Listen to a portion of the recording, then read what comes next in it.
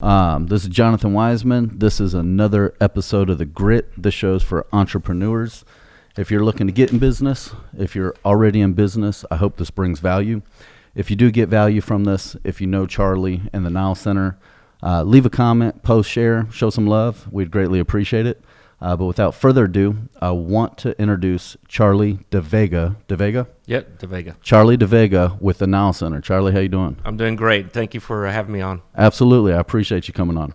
I want to dive right into first what the KnILE Center is, and then we're going to go back 5, 10, 15 years, start at the beginning, and work our way forward. But to start with, what is the KnILE Center, and what is it here in Houston? So at this point right now, and with any business, it's always kind of an evolving thing. So at this moment in time, KnILE Center is a private school. There's two sides of it, private school and after-school tutoring program. But both of them are very unique. They're customized. Our mantra, the thing that we say all the time, is that education is not one size fits all. Sure. So a student comes in, whether they're in high school, first grade, or the after-school tutoring, every program is different. Every program is unique. We don't put them in a classroom and make them learn at the speed of the average student in that school. They're learning at the speed that they can go. That's amazing. So they're not following a specific curriculum as far as timelines and time frames. That's right. If they want to come in here and they can knock out algebra in a month, as long as they have some, they can show some sort of mastery out of it. Let's go. There you go. Put them so in front of it. What classes or what grades do y'all cater to there? So in the private school, we do grades 1st through 12th grade. Okay. In the after-school tutoring program, it's pretty much mirrors that as well. Yeah. Okay. I mean, but we haven't had too many college students, but from time to time we'll have a college student there. Somebody come in. Yeah. So basically everything, all aspects of school from starting to end until you go to college. Sure. Real cool. Absolutely. How long have you been in existence? This is our 11th year.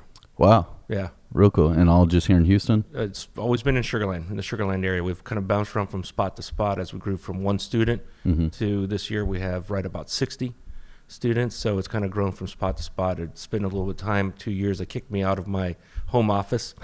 So we had some students a couple years there. But the benefit was that, part of the lifestyle and mindfulness training, that we did is cleaning the house and cooking for themselves and everything. So I got a little benefit from that. Like that. Yeah. I like that. Yeah, but then unfortunately they grew out of the house. Really cool. Well, we'll get into a little bit of detail about the school and the services that it offers and different programs and stuff. I want to go back and learn how you got into the business, the trials and tribulations of getting where you're at. You started 11 years ago with one student. It's got to be a grind to make it past year one. Obviously, it's the hardest year in business, but now we're year 11. You've got 60 students. It's an operating business, making profits. Where did this idea start from? What were you doing before the KnILE Center 15 years ago? Well, I tell you, before the KnILE Center, my wife has always been in education. While she was in college, when she left college, graduated from college, and I've done different things. I did some in engineering, IT sales, mostly business development, and I've been on my own for a number of years now as well. We always never really wanted to work for a company. Always wanted to have our own business. There was always that burn. And I'm sure this speaks loudly to everybody, every entrepreneur out there. They're like, Absolutely. okay, what's out there? What works for me?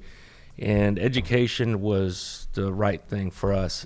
My wife, I was the breadwinner at home, so I stayed with my job, and we launched a franchise, the first franchise here called Learning RX, which was after-school tutoring program, very unique, very, very a great program, and still around here in Sugar Land. But during the day, it was just dead space. It was 3,000 square feet of just no space. So it was like after-school tutoring? After-school tutoring, and, it's 3,000 square feet of just Empty killed me space. every time I walked in, right? So we decided there was an opportunity for a private school in this space during the day. And my wife saw that there was, with all the conversations she had with parents, that there was a need for kids that would basically come in and public school basically addresses the needs of most of the kids, a huge population. But there are kids that kind of fall outside of that spectrum, whether they're extremely accelerated, they're super smart, they just don't want to be held back by the average speed, as like I said earlier. And there's students that have ADD, ADHD, maybe high functioning autism, dyslexia, and they need a little more hand holding. They need a little more push. Yeah. And so those kids, they don't do so well. They don't do so well in the public school system. And so basically we wanted to create a private school that would really address Cater to those them. needs, cater to those needs. No, I love it. It's the school system, in my opinion, is so antiquated. I mean, it's just every aspect of it's outdated. Nowadays with, and I say nowadays, goes back, I guess, 10 years with my kids in high school. They're sending me video of the kids in their classes, and everybody's cutting up, listening to music, headphones on. Nobody's doing any work. That's right. And it's like, how do kids get an education these days with the system as outdated as it is, with teachers making, minimum wage that don't care? Yeah. It's just crazy to me what goes on in these schools. And I know they have their curriculum that they follow. I know they do a lot of gauging how good or bad they are based on certain test scores. And there's plenty that I don't know. And I'm sure you know tenfold what I do, if not more. But you're developing you did develop the KnILE Center, which caters to anybody outside that niche, narrow line that's following the regular curriculum, whether it's needing extra help or they are so fast-paced that regular school just isn't doing it for them. Right. So you're on both spectrums. That's right. So we saw that there was an opportunity for that, and more than that, actually, and that's why we, instead of calling it KnILE Prep Academy, which is our private school, it's the name of our private school, it's KnILE Prep Academy, we called it KnILE Center because the envision, and we knew it was expensive and, it was something that had to be down the line once we got to, a point where we could afford to do it, was to have a center where we would have therapists. We would have, just standard therapy, therapists just kind of talking to you about your feelings and what's going on, what we can do to improve your situation, to unique therapy with, equine therapy, working in the farms, just planting. I mean, the emotional stress that is let go once you're out there in the field is amazing. And there's all kinds of studies that show that there's, great results out of that. And so that's where we are now, actually, is we're starting to take a look at that and starting to look at how we're going to start to bring in this resource center that's going to have these therapists in place so that we can I think it's amazing. I mean, it's so much more than just reading a book and regurgitating what you just read or what you just learned. Right, that's right. And retaining it, of course. So let's go back to where you decided, what was the job you had before you decided to jump on? You said you were self-employed or you were working.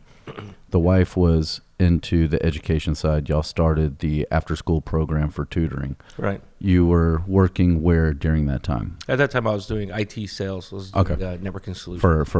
For network solutions for a company. Right. So at what point did you decide that it was time for you to go from, it's when you work for any company, and sales is a little bit rougher than most.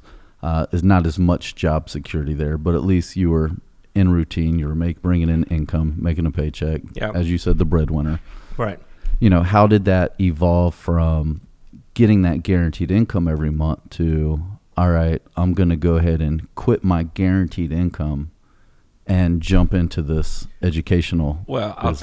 I'll tell you that, and you probably heard this a million times, and you'll probably hear it a million more times with these podcasts, is that the timing is never right. Sure. Right. So we knew that we wanted to do something, and we just knew that we needed to be ready for it whenever it came, or as ready as possible. But one day we were at home and we read an article, a small little article. I mean, it was maybe not even a quarter page, an eighth page, something like that, tiny little blurb about this after-school tutoring program, and it was so unique and it was so different. And we went to the website. We went to the website and researched it and talked to each other about it. And there was none in Texas yet. And so we just said that this is it. I mean, not.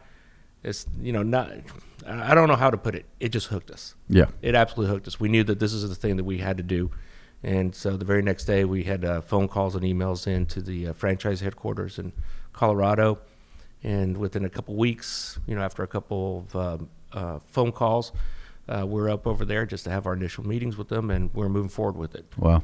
I mean, the timing at that moment, couldn't have been worse because, we had two young kids. How old were they? At that time, let's see, my daughter was 3, 4, and then my son was 7. So, they were just, and, we had, my wife was the administrator, the principal at a private elementary school in West University, a very, very good one.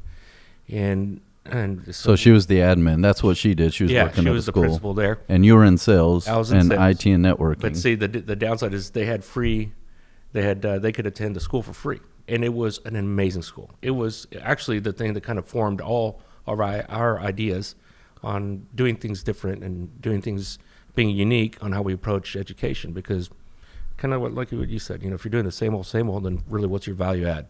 Yeah. What are you going to provide for the kids? They can get it here, and you're just like another little widget. Yeah.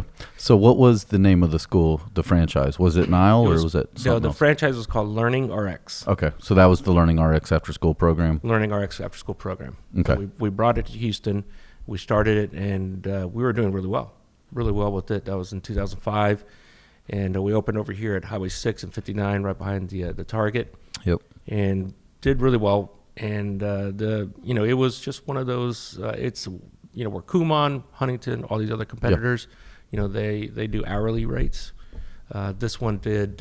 You would have to buy into a program, so it was 3 months, 6 month, 9 month Gotcha. program. And since it was expensive, it required a credit. You're either buying it through a credit card, you're paying cash. Getting Not a lot of finance folks for have it. that much cash. And so when 2008 financial crisis hit, all of our financial options just went out the window. Yeah. So- Sucked the wind out of everybody's sails. Yeah, it did. So we lucked out. The absolute last thing that you ever want to do is close up shop, in your backyard, Sure. and and have to kind of face your parents that basically they'll never get their money back. And so we lucked out. We absolutely lucked out that we found a great owner who was able to buy the business from us, and we were able to get out. Even though Sweet. we had some debt we had to take care of, but she was able to fulfill the contracts that were in place and That's continue the amazing. brand. So it was with good. with the financial crisis that happened, Yeah. you were still able to exit out of the business on top or ahead. Painfully exit. Painfully. Painfully exit.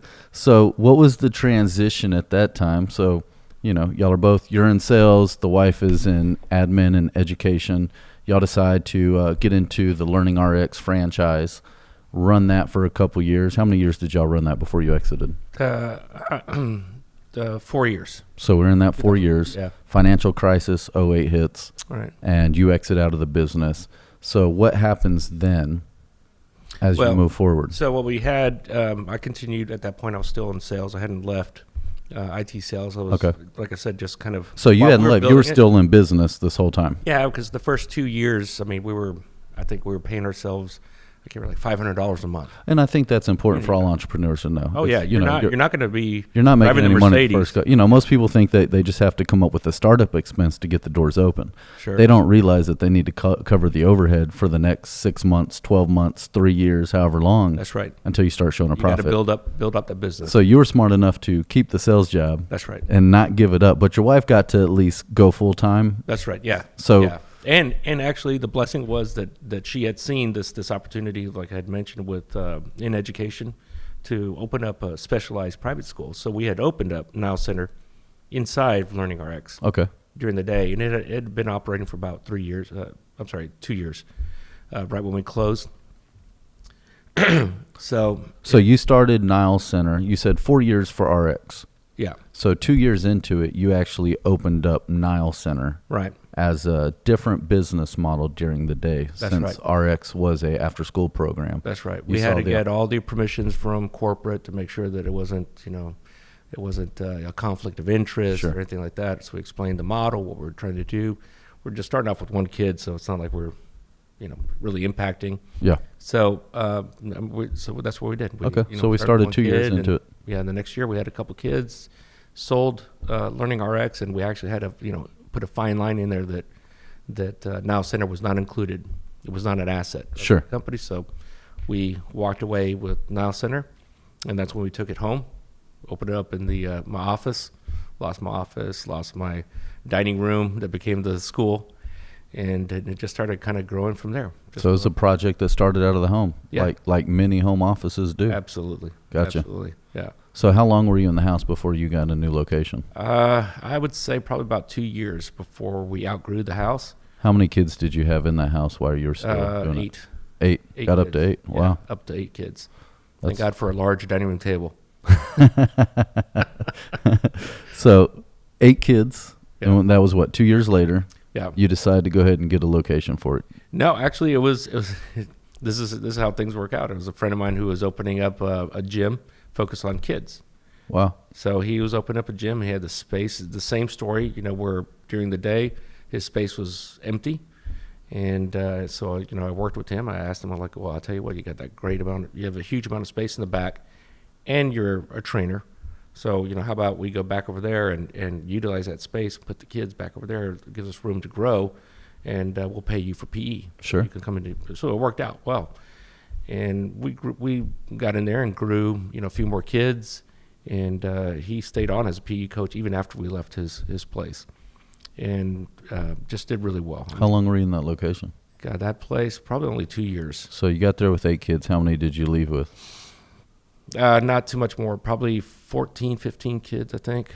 By the Okay. time we grew out of that and then moved over, we found this little tiny shack of a place that my wife, as soon as she walked in, it's one of those things where if you don't have vision, then man, you never would have seen it. Yeah. I mean, this place was really horrible when we first walked in. And was that in Sugarland? It was in Richmond. It was actually Richmond. in Richmond. But she saw the potential in it. She saw the picture. We drove up. They always do, don't Yeah, they? we drove up. I looked at him like, oh man, I'm thinking how much paint, Yeah, how much carpentry. how much And I building am you're not gonna the do. guy with that's handy. Not that guy. Sure. Not that guy. So, but yeah, I mean, it turned out to be a great place. We stayed there for a number of years, and we grew there up to, I don't know, maybe 20 plus kids, 25 kids maybe. Do you remember the financials of that location? How much you paid to get in there, your rent, anything like that? Yeah, the rent there I don't think was any more than $1,500. Okay. $1,500. And then what were you charging the students per month or per year? That's always been a hard conversation because it's just kind of It's different It's for- variable. One of the things that we do differently, we realize that that this is not the need that we're fulfilling. It's not just a Lamar Consolidated or Fort Bend ISD need. We had at that time we had students coming from Cy-Fair. We had one student coming from further north than there. And so what we did is we developed, part-time programs as well. So it's not a full-time program. They can come Monday, Wednesday, and Friday, or Tuesday, Thursday. And since they're coming less frequently, then the tuition is a little less as well. And I'm also assuming there was after-school programs during that time as well. Well, we had to wait a number of years because of a The non-compete. conflict of interest. Gotcha. Yeah, non-compete with Learning RX. But in the meantime, while we were in that non-compete, we were developing our after-school program, programs. which is called EduCoach Now. EduCoach. Yeah, EduCoach Now. How long was your non-compete? I think it's good to mention 3 that. years. 3 years. 3 years. So, and for those that don't know, a non-compete is when you exit out of a business or you break up from a relationship or partnership. There's a non-compete that you can put in place that basically says you can't go conduct that same business model as the previous partners, employers, or what have you, so that you don't. And there's also a non-solicitation where you don't try to steal their customers, etc. Non-competes are very important for both parties or all parties involved when you decide to split from a relationship, whether you exit out of a business, etc. So always make sure you have a non-compete. It protects you and it protects the other party. Absolutely. So we're in Richmond now. We've got up to 25 students. Mm-hmm. We're now launching the after-school program. Have we got past our 3-year non-compete? Yep. At that point, we were past that. We had launched it. It was just kind of taken off. It was doing pretty good. And At 25 students, how many staff members does it take to facilitate that from front to back, think, admin, teachers, all that? honestly, my wife was doing most. I was still at that point. I was still employed. Okay. My wife was doing the admin work, the principal work, and then she had 3 teachers, I believe, at that time. So we had a staff of 3. Okay. And everything was going well. The problem was that it was starting to, the word of mouth was going out there. It was getting out the word of mouth, what it is that we do, the amazing results that the parents were seeing in their kids, and the stress, the lack of stress that they would have at home. Sure. So they had this, dinner for the first time where nobody was fighting, nobody was crying, getting ready for school or, the standardized test the next day and everything. All that was going away. So this word of mouth started to grow our business probably more than anything else. And we realized very quickly that little shack that we're in, either we're going to blow out the back walls, and like I said, I am not a carpenter, so blowing out the back walls, I'd have to hire somebody to come. What do they call those, temporaries? Yeah. It's time to get some temporaries already. Did a little temporary in the back, and we looked around everywhere. We looked around all over Richmond, Rosenberg, Sugar Land, trying to find a spot to move into, and just out of the blue, this lady named Cindy Gifford, who owns Kids Resort down there in Richmond, she just gave us a call and said, "Hey, I don't know if you guys are ever looking to move out of that shack that you're in, but if you are, come and talk to me." And we were actually at that point just like beating our heads up against the wall because could not find a good place. Wow. And Kids Resort had a gym, had a cafeteria. Oh, they had it all. 3 classrooms, large classrooms. And so the only thing I had to do was bring in some sort of, Wi-Fi, some sort of technology to help the kids out. And that was it, And so did you take over the location? Was it a lease or was it? It worked out perfectly because entrepreneurs are good at realizing, where there's a loss, whether it's, in dead space, Sure. where we started Learning RX. And Cindy realized that that's exactly what was happening at Kids Resort. Kids Resort, it was an after-school program. Okay, so y'all were able to fulfill it and take over the real estate during the day. And she still ran her program in the afternoons. That's right. And it's not even an after-school program that competes with us. It's an after-school program that if anything, they complement each other. Yeah, it takes care of the kids that coming out of elementary school. So That's it amazing. Absolutely complements each other. We complement each That's other. beautiful. Yeah. So we were able to go in there and negotiate a great rate. And, within 2 years, we talked to her about building 3 more classrooms in an office. Wow. So we, blew out a wall and built 3 classrooms in an office and been there, I don't know, I want to say maybe 5 years now, 4 or 5 years. So that's where y'all are at now. That's where we're at now. So y'all went there 5 years. And where is it located? It is, so if you're on 762, you're leaving Greatwood. Yep. You're heading down 762 going to Brazos Town Center. Yep. It's over here on the right. It's right before you get to Williams Elementary. I got you. So Richmond, that Richmond area? It's like real close to the border of Richmond and Sugar Land. Yeah, you're right there. It was kind of the, non-zone annex area right now. That's right. Gotcha. Yeah, I know exactly. I grew up in Greatwood, so I know exactly where you're at. All right, excellent. I've driven that road many times. So now we're here. How many students are you at now? We're right at 60. 60 students in total. So what we've done is we have that program, KPA, which is now Prep Academy, the private school, but then we also have another one called KPAC. And what we found is that and KPA, that's a now Prep Academy collaborative. So what we found is that there's a group, usually they're small groups, but there's a group of student athletes, actors, singers, that usually train in one place, one facility. And their schedules are absolutely crazy at a very early age because, they're at school like anyone else during the day. Then they come to the gym or the theater or, whatever their craft is. And, they're there for 3 or 4 hours practicing, and then they still have to come home and eat dinner and do homework and there's no life. No, it is. My daughter's in dance, and that's actually how I learned about KnILE Center. Oh, okay. With Jenny. Yep. So Jenny's daughter's there, and that her daughter and my daughter danced together. Oh, okay. And so that's how we learned about it and how this all connected together. Well, and I get it. It's students that are in sports or after-school programs, whatever it is. It is crazy what these kids go through to keep that active, to be successful in those fields. So you help cater to those. Well, we just work directly with the owner of the gym, and we open a school there in the gym. It's a different program. It's a little more condensed, but the school day is done by around noon, 12:30, and then they go right into training. So that way that, by 3, 4 o'clock, they're done. They can go home. They can hang out with their friends. They can have dinner with their family. They can go to a movie. They can do, whatever they need, and they get a good education. We layer the education with some of our after-school educational services like mindfulness or cognitive skill training or straight up tutoring. If they just need traditional tutoring and just need somebody to help them out, we'll do that as well. Sometimes it's just organization. Sometimes kids, they sit down and like, I don't even know where to start. I mean, we've all had that.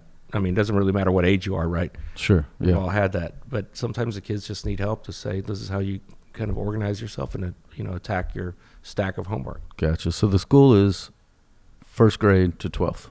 First grade through 12th. And you have two different programs right now. One is your typical school, Right. which, and I won't call it typical because it's not, but it caters to kids in those grades, typical classrooms, typical curriculum, but you're also going to combat both sides of that. If they're ahead of the curve or behind the curve, you're going to help get them to where they need to be in a non-stressful environment to help them accomplish their goals and get some gratification for graduating, getting what they need, the attention or what have you. How many students are there per teacher? 60 students. Well, the ratios change per age group. So in a classroom, we'll have grades 1 through 3, and then another classroom. Some kids in third grade are ready to move over to older kids into a classroom with older kids. Some are not. Sure. So we'll have 1 through 3 in one classroom, and that's a small ratio, closer about 5 to 6 to 1. That's really that's a great ratio. As a cost basis. That's Sure. the expense. Our big expense is that in order to really do what it is that we need to do, we have to keep the small ratios. Yeah. If you go to a larger ratio, then you're basically operating much like a public typical school. Yeah. So you're 5 or 6 That's in the small students to one educator? Well, that's in the elementary, in the primary school, and then the intermediate school, the middle school, and the high school. Then we'll have the ratios are a little bigger. Okay. So we'll get, but really it's at the What's very the most max? it's 12. 12 to 1. 12 I mean, to 1. that's still, my daughter's in public school in rooms that are 30 kids in one room. I So know. 12 to 1 is still a great ratio. Right. I mean, that's amazing. Yeah. And that's what you pay for. It's worth it.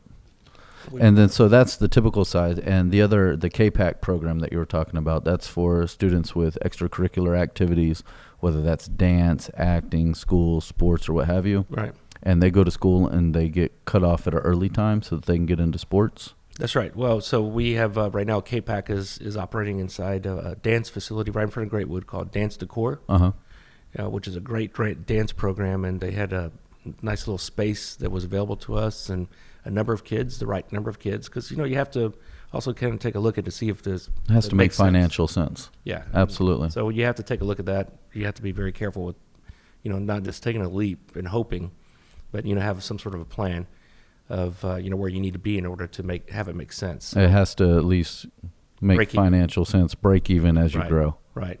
So they had enough kids for it to make sense and a great amount of space. And on day one, we opened up and we were pretty much maxed out at that space. So it's That's amazing. That's a good so problem. It's a great problem. So it's just it's just kind of like a matter of where we talk to the owner. We're going to blow out a wall. There you go. Expand it a little bit more. Or More portables. more portables. As long as we keep on having those problems, Hey, that's a great good problem to have. Absolutely. So at 60 students running 12 to 1 ratios, are you seeing this business model as a good choice 11 years into it? Was it the right direction financially? I know it's not always about financials and profitability, but as entrepreneurs, business owners, we got to make money. We got to stay alive. We got to feed our families. Right. Are you happy with where it's at today, with where you're at financially for the business model? Well, I tell you what, I'm very glad you asked that because the key thing is with an entrepreneur is don't ever be married to your business model 100%. Sure. Be flexible and always analyze where you're at. While this business model was absolutely fantastic and working really well for us at probably around 40 kids, we realized that as it scales up beyond that, and that's the other part of it, is tuition is, we don't raise it every year, So as long as we're raising tuition to keep up with the amount of students and keep up with the amount of teachers that we need to maintain that ratio, we're fine. But if we don't, then it's a question of raising the ratios, which we don't want to do because that kind of just cheapens what it is, our idea. Yeah, absolutely. So in order to maintain the ratio and do what it is that we've been doing to the kids with the kids for the past 11 years, we have to, it comes out one way or the other, right? It's either going to be higher tuition or it's going to be fewer teachers. So that's one of the pain points that you got to work through. Right, and that's the flexibility, understanding your business model, and understanding that sometimes it's just not going to work always in a static environment. Sometimes you have to move one thing or another to make it work. Sure. I mean, that's part of what we have to do. Right. So in the last year or so, last 6 months, what has been a scary moment for you? What has been something that was an oh shit moment, a scary moment, where you really had to sit down with the wife and figure out what direction to go or what trigger to pull? Oh, I'm sure there's many of them. I every day it seems like there's a new one. So I don't know. I mean, sometimes. What was a scary moment, like a oh shit moment, but you got past it and everything worked out all right? Yeah. I tell you that's the one thing that. I mean, whether it was permitting or the health department not wanting to give you something. Right. What was it? No, since we work with kids, that might have depression and might have some anxiety issues, we always have some little moments that, Sure. kind of take us by surprise, and thank God we do. At this point, for the past 2 years, maybe 3 years, we have a lady named Victoria on staff who's a wonderful counselor, wonderful therapist, licensed, and that's what she does. And without her, I don't know. When these crisis issues pop up, I mean, I know I couldn't handle it. Yeah. So without her, I don't know how we would get past it. And she has been a savior in terms of that. So you got to have those on the team. Yeah, these moments pop up, and she's there. That's the moment, is the people. Yeah. That's amazing. Having the right team. I've got a couple of those around here. Yeah. He's not paying attention. It's okay. Y'all all know we got HTC over here behind the ones and twos making it happen. So what's next for KnILE Center? Well, I think next is we're taking a look at creating a nonprofit, so that we can create this clinic that where we can house more therapists like Victoria, and we can house some more therapy. We've started conversations with parents, a little parent group. We're doing just right now kind of a focus group more than anything else. Talking to them, these are parents of kids with high functioning autism, even maybe mid-level autism, that are homeschooled, and they need some sort of socialization. So we're working with them to give them a place to do that, and we're getting really good feedback. And I think that's going to probably have to go through the nonprofit as well, because we'll need some scholarships for a lot of parents. I mean, well, when you mentioned scholarships, I want to ask that. And I know you said tuition kind of changes or is per kid. Ballpark. If I'm going to take my kid out of junior high and throw her in your program as a regular school program, roughly what am I going to spend for the year? It's going to be, tuition is right around. We're not the highest. We're not the lowest in tuition in the area. Middle school, it's going to be somewhere around the $1,100 mark per month. That's not bad at all. Right in there. I mean, private schools are double that. No, there's some private schools. If you go to Episcopal, you go into town. I mean, there's some a lot more than that. They're more than my house per year. Nah, I get it. Yeah, absolutely. So that's very reasonable. Yeah. Now, for the parents that are, I have entertained all these different things with my kids and my wife, from homeschooling to partial homeschooling, and they go in. My sister-in-law homeschools her kids, private school, public school. We've looked at the gamut of all of it. Mm-hmm. It's crazy the options that are out there. Some of them are, as you said, extremely expensive. Others aren't. Obviously, public school is free. When it comes to being able to afford tuition, some parents just don't have the options to put their kids where they need to be. If they have special requirements, public school isn't working, your hands are tied, your back's against the wall, what do you do? Right. So in your situation with KnILE Center, is there a program or an opportunity for people to get financing for that? Can they get, go apply for credit to where it's funded? Are there any government programs that help them pay for that? What are the different financing options that are available to people to get their child into your center? That's a good question, and that's one of the things that we're taking, like, because we've always been a for-profit business, and so for for-profit business, there's no grants, there's no financial programs out there. So, I mean, one of the things we have to take a hard look at is, now that conversation is starting to happen more and more and more, Do we need to move it from a for-profit to a nonprofit in order to be able to address that need, offer scholarships to the parents? Because right now what we have is we do every year we do a fundraiser called Havana Nights, and 80% of the funds, the proceeds from that go to Parkinson's research. My wife has early onset Parkinson's for about 3 years now. Wow. And so last year we were able to raise $20,000 for Houston Area Parkinson's Society. This year in February we're going to do the second one, and we're hoping that obviously we beat that number. Sure. $30,000 or more. But then 20% of those proceeds go to scholarship funds that are managed through our parent group, not through KnILE. We have kind of a PTO. Okay. And so they manage these funds, and they offer up little scholarships. They're not to pay. They don't pay for the whole tuition, but they do really, take a burden off for at least a couple months to help out with parents that need it. Real cool. Yeah. But once we move to a nonprofit, then I think that's going to be a game changer for scholarships. So is that something that you're looking at converting over to? Well, we're looking at doing a nonprofit right now, like I said, so that we could do the programs for the homeschool for the autistic kids. And would that be also separate for the clinic from now? It would be. Yeah, it's going to be. I mean, we have the nonprofit right now, but we haven't done a DBA for it, so I'm not really sure what we're going to call it just yet. I know somebody can help you out with that. Oh yeah. So it's I'm sure your Rolodex is huge, man. Yeah, right. It's like my own. It's two separate entities. You've got the KnILE that's for profit, and then y'all are working with some other programs that are going to be nonprofit. Yeah, right. Well, and at the end of the day, it honestly might make sense just to convert it over to a nonprofit, get a board in place of people we trust that understand our vision, what we're trying to do, and help manage the growth. If you do that, definitely want to get you back in here to talk about that transition. I've looked at a lot of different things, and I know a lot of other business owners look at doing 501c and nonprofits for a lot of different reasons. Mm-hmm. I want to get into the details of those, but I would love to have you in here from being for a profit business and running that and then converting over, and to see what the difference is and learn about it after you've done it for a year or so and get that feedback and share that with our audience. I would love to.